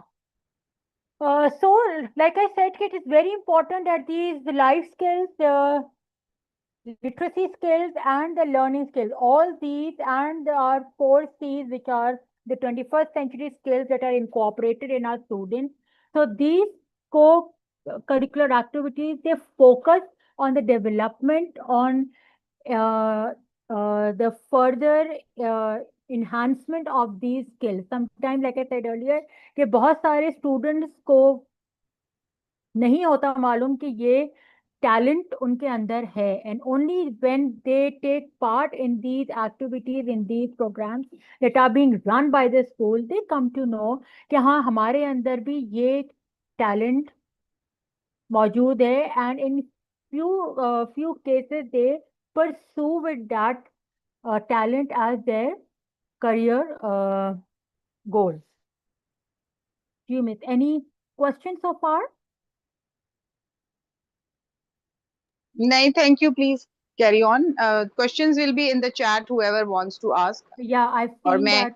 I'm monitoring the social media, so if there is any question, I will put it in chat or open my mic and ask. Done. ठीक, all right, fine. Okay.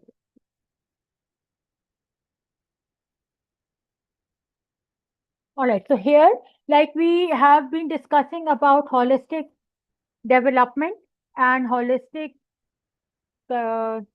education. So these 10 activities: hands-on learning, academic, emotional development, growth mindset.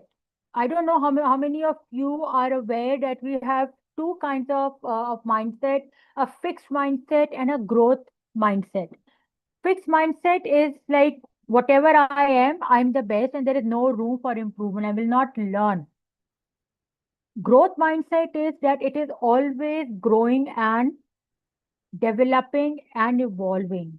कि ठीक है, अगर मुझे ये चीज आती है, इसके अलावा भी I have to learn. I will always keep on learning. And when we say that we know everything, हमें सब कुछ आता है, that is the time when we are stopping our growth. That is the time when we are stopping our learning.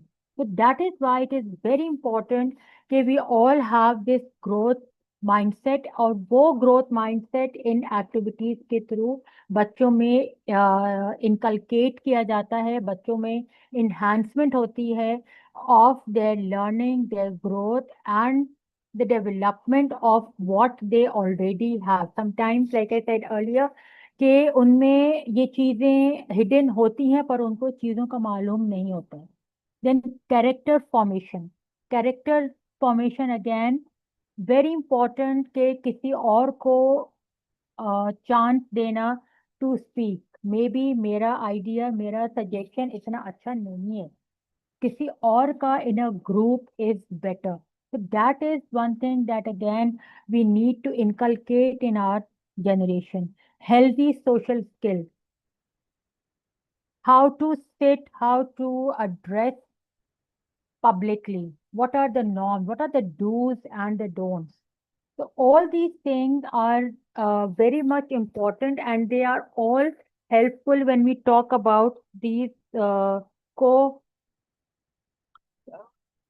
curricular activities, and they help us to foster these kind of social skill development in our students.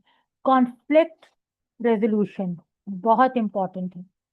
Then mannerism, hands-on activities. All right, like these things have been discussed earlier too, that these are the student-centered programs or activities where students take up the leadership role. They know that what is happening around, how global warming is affecting our environment. Let them think, let them explore, let them go for creative solution, their problem solving skills. Let them use those, and they will for sure come up with better solutions, because they are more tech savvy than we all are. So they will find a solution to these problems that are occurring around us in our society, in our community. And not to forget the last point, which is a very important, that it provides them stress relief. It gives them relaxation, because ये वो programs हैं, ये वो activities हैं which are ungraded, unmarked. Usually schools में 8 AM से 2 PM का जो टाइम होता है उसमें फोकस जो है वो grade, marks, work submission, incomplete work submission etcetera इन चीज़ों पर होता है। तो बच्चों को वहां पर स्ट्रेस होता है, बच्चों का फोकस होता है कि नहीं, हमें मार्क्स के पीछे हम भाग रहे हैं, हमें मार्क्स सिक्योर करने, we don't want to lose marks, we don't want to upset our teachers. ये वो टाइम होता है जहाँ पर बच्चा is on his or her own. The child knows कि मुझे इसमें मुझे I will not be marked, I will not be graded on this. तो वो फ्री होते हैं, वो रिलैक्स होते हैं, they can practice, they can work on their own, and then again stress free without them being bothered about marks and grades. All right, just a wrap up of this. Interpersonal skills are enhanced, exploring fresh horizons, they build the leadership skills, foster self-confidence, boost academic excellence, and nurture holistic well-being. These can also include mindfulness, mindful uh, mindful activities, again, which are there to relax the mind of a child. The child is able to think on his or her own, and this will also enhance his or her ability to think, because active learning है, problem solving skills हैं, which are being uh, developed in the student.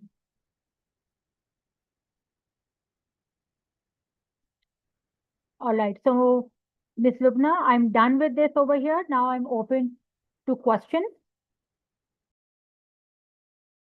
Thank you so very much, Tabinda, for highlighting the main things. And I, as an educator, also believe that it is one of the moral responsibilities of teachers to be able to actually identify student strengths, कि वो क्या लेकर आ रहे हैं class में, what are their aptitude, what is their strengths, कौन से उनके interests हैं. So there may be a writer in the class, there may be a poet in the class, there may be a sports men or women in the class. So ये teacher and especially class teachers की responsibility होती है, because co curricular develop students holistically, and we can not ignore this. और होता ये कि हम अपने सब्जेक्ट्स को कंप्लीट करने के चक्कर में, करिकुलम को कंप्लीट करने के चक्कर में, we keep on delaying these extracurricular options or opportunities which can be very easily built into existing curriculums.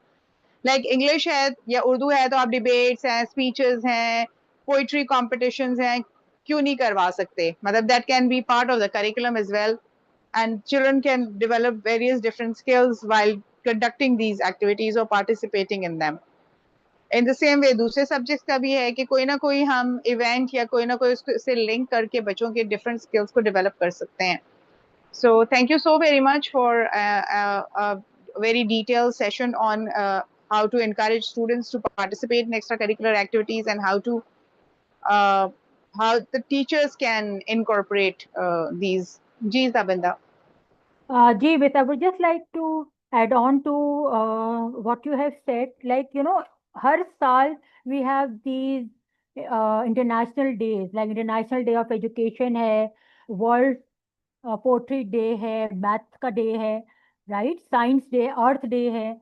तो for a school it is very important कि दीज इंटरनेशनल डेज या जो वर्ल्ड डेज हैं, इनको इन प्रोग्राम्स, इन activities के साथ they are attach, they are linked.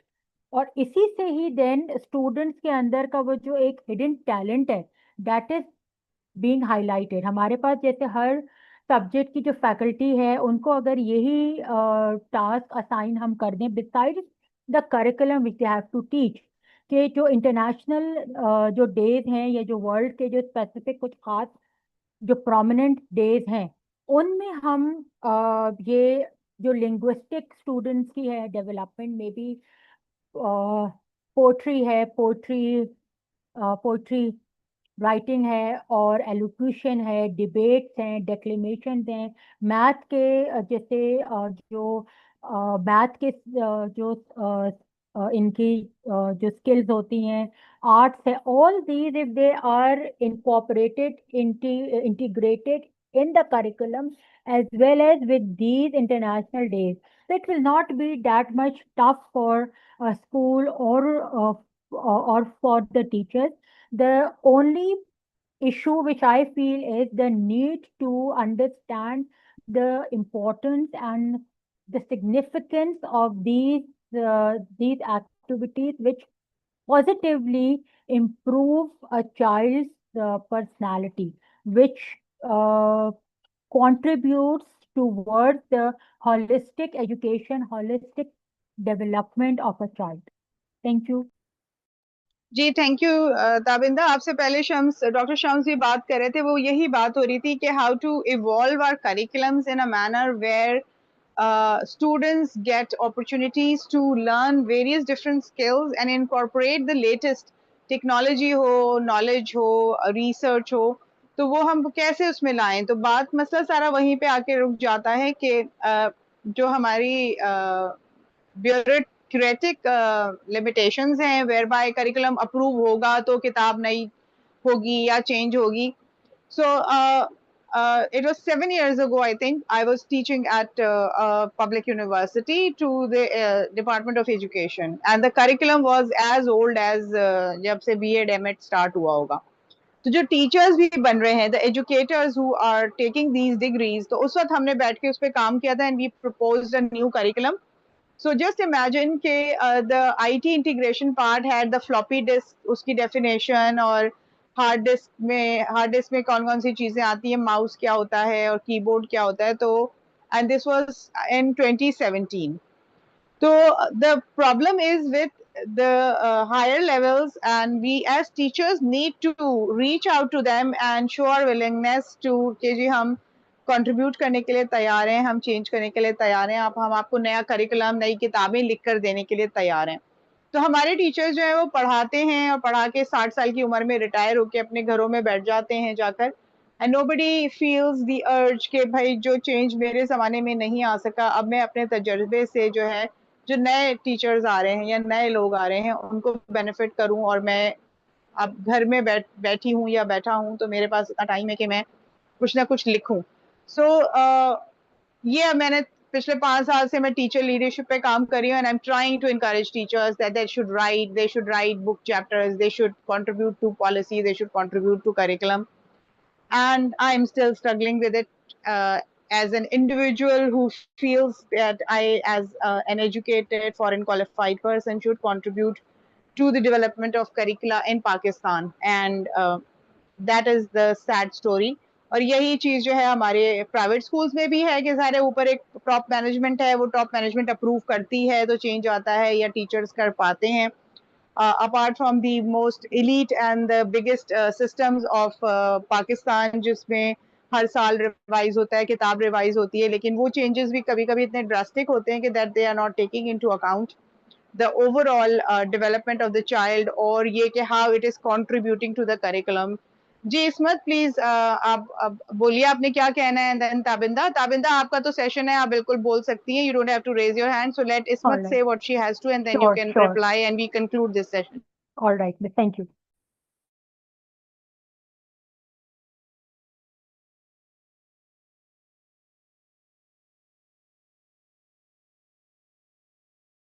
Ji Ismat, please unmute yourself and speak। Assalamu alaikum, Rafia, and all the participants. I just want to add to it, as Rafia has said, कि हमारे Dell said really जो है वो ways of teaching है. At our time in Beacon House and City School, when I started my career back in 1992, two words were used for B.Ed and M.Ed, that was bad and mad. Sorry to say, but we used to believe on the refreshing courses or in-house induction courses होते थे, या जो भी Beacon House City कराता है, everybody knows. What I want to say here is कि अभी जिस तरह आप बता रही हैं कि 2017 में आपने वो कोर्स किया जिसमें बेसिक चीजें लोगों को बताई जा रही थी कि जी ये इनपुट होगा, ये आउटपुट होगा, ये हार्ड डिस्क है, ये है, वो है। जरूरत ये इस बात की है कि कंसेप्चुअल लर्निंग इतनी स्ट्रांग हो कि whatsoever the syllabus is given to us, उसमें बहुत सी चीजें तो ग्रेजुअल नहीं होती हैं, हमें 12 चैप्टर्स ही पढ़ाने होते हैं, लेकिन अगर कंसेप्चुअल लर्निंग अच्छी है और हम बीइंग अ टीचर ये सोचें कि ये चीजें अगर मैं बहुत अच्छी अंडरस्टैंडिंग से अपने बच्चे को करा दूं तो he could be able to you know grab good grades and all that stuff. तो उसमें टीचर को की भी ग्रूमिंग की जरूरत है। और हमारे जमाने में तो ये होता था, इतने सालों में मैंने ये सीखा कि प्रोफेशनल ग्रूमिंग के लिए खुद से अपने ऊपर पैसे खर्च करें, क्योंकि this is what is going not only to add on to into your learning, it would give pave waves for you not to remain a teacher. आप टीचर तो रहेंगे life time, but you could be a mentor, you could be a coach or a trainer for your lifetime. तो ये थोड़ा सा है कि वो चीजें टीचर्स को भी अपनी ग्रूमिंग की जरूरत है।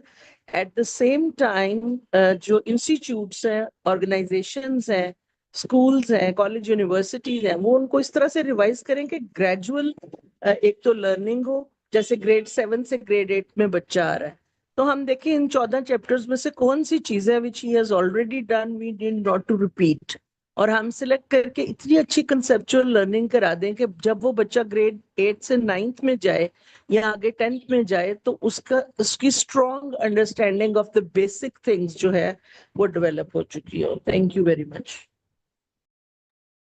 Thank you, Ismat. So it's over to you, Tabinda, to conclude, please. Thank you, Miss.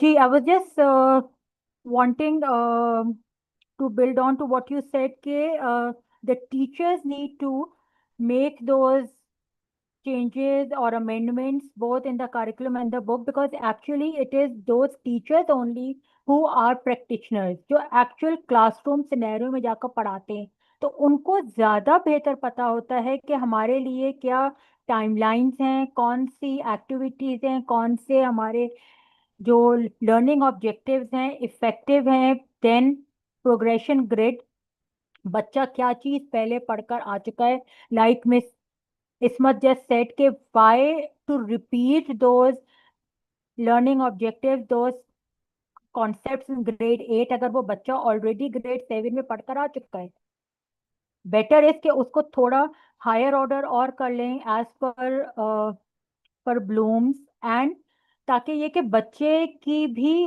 एक ग्रोथ हो from step 1 to step 2 instead of those concept, those topics being repeated. And like Miss Ismat said कि जो conceptual learning है, our focus should be on that. And one of the proved and evidence, I'm sure आप सब लोगों ने भी देखा होगा, one of the renowned universities of Sindh, उसके अभी एंट्रेंस टेस्ट जो हुए हैं उसमें 85% सक्सेस जो स्टूडेंट्स का आया है rate, that is from Cambridge board, because उनका फोकस ही जो है वो उनका फोकस ही कॉन्सेप्चुअल लर्निंग पर होता है. So just a wrap up के दीज को curricular activities, they need to be a part and parcel of a curriculum, because जो curriculum है, yes it is important, उसका एक टाइम फ्रेम है, उसके अपने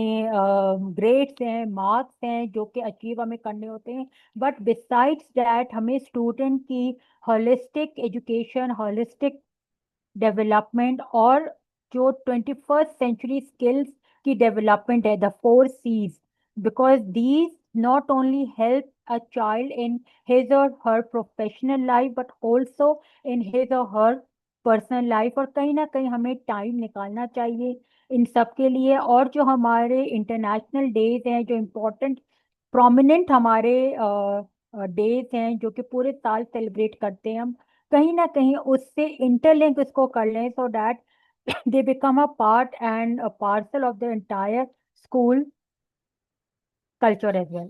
So with this, I would like to conclude and thank you so much for giving me this platform and I hope something or the other must have been learned by the participants. Thank you so much. Thank you so much, Tabinda, for a very insightful session and at a very short notice. I'm glad that you are on board as part of the team now, and hopefully we will do some more sessions on how to create extracurricular activities, because teachers ko nahi samajh mein aata, and how to relate them to what is happening across the globe. And last year we did this session, जो हमारी last year education leadership conference थी, उसमें हमने Michael Flint की किताब The Principle introduce की थी. And the case studies focused on how the children now are contributing to the curriculum, even at school level. College और university में तो होना ही चाहिए, but बच्चे जो हैं वो बताते हैं कि हमें क्या पढ़ना है. And most of it is related to the local issues. For example, the fish was dying because of the dam's flow. So one of the community students actually worked on that. उसमें science भी आ गया, उसमें maths भी आ गया, उसमें communication की वजह से उनके language भी आ गई, जो भी वो language उनकी वहाँ की थी, local as well as English. And they were able to not only learn the concepts, but they were able to solve a local area issue. तो हमें भी अब पाकिस्तान में, कराची में especially, where we have more resources than the rest of Pakistan, we must focus on actually creating live curriculums that can incorporate what the students wish to study, what the teacher feels should be incorporated, as well as uh, how to enrich it through extracurricular activities which are of very much interest to the students. क्योंकि सिर्फ पढ़ाई पढ़ाई अब नहीं चल सकती, we need to develop their skills alongside their knowledge set. So thank you again, everyone, for the participants. Lubna Zaib, saw you. Do you have a remark to make or anything you would like to add before we close? Because you have been here since the first session. So I would like to hear from you as well.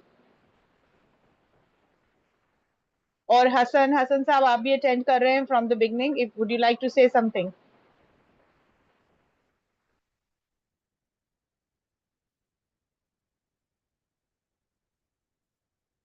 Okay, so with this we close. Thank you very much, everyone, the participants, Dr. Shams and Tabinda, for your wonderful sessions today, and wish you a very good weekend. Allah Hafiz.